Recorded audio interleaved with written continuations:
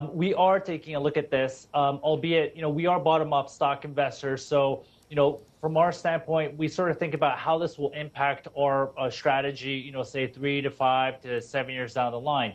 One thing to know about Mr. Ishiba is that he has made it quite clear about some of his priorities, which ranges from national defense, economic rebuilding in terms of fortifying the country against, say, natural disasters, and, of course, regional revitalization.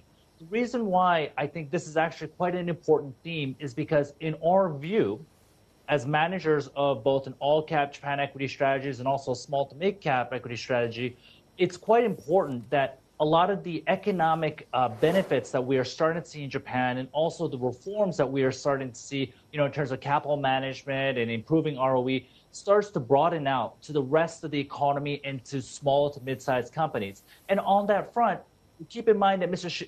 Ishiba has said that he will continue to carry on the previous prime minister's economic policies, as well as also the corporate governance reforms, capital management reforms, try to bring in more foreign money into Japan. So if he can continue to do this and at the same time broaden out the effects of the rest of the economy, well, we think this will be quite good for the Japanese economy down the line.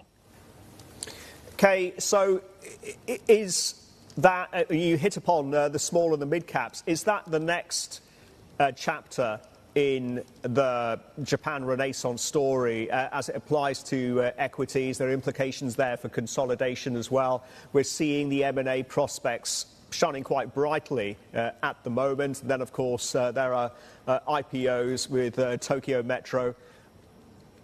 Do you like those thematics? And are they going to continue to drive sentiment and flows into the Japanese markets?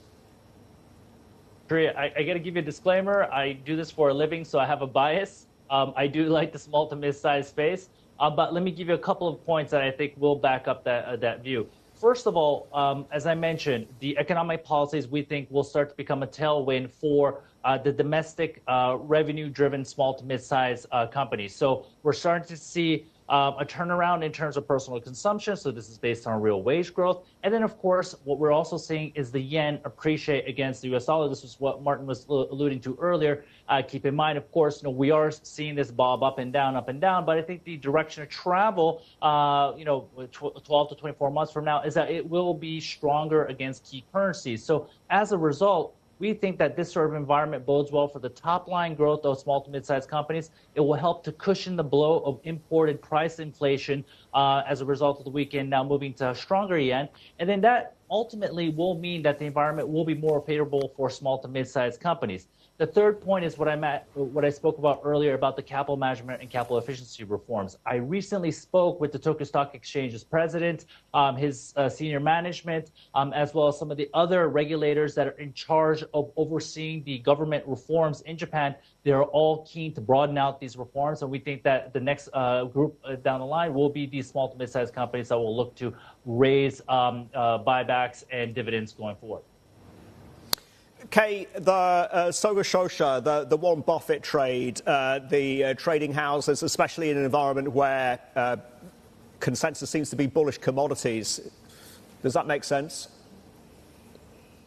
It does to a certain degree, especially when you consider that, a lot of these companies are starting to change their view in terms of how they're managing their broad portfolio. I mean, in the past, there was arguably quite a bit of broadening out too much of this portfolio, and hence, a lot of investors struggle to see where the overall direction of many of these companies will be. But I think today we are starting to see more sound conversations being made about the direction of where they want to take these conglomerates going forward.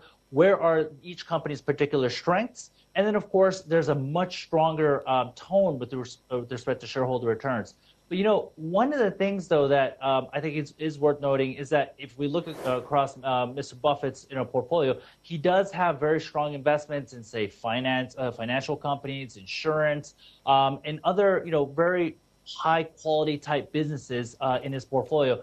There, I think we think there's actually a plentiful number of companies in Japan that would tick those boxes, and at the same time are trading at very low valuations versus the rest of the market.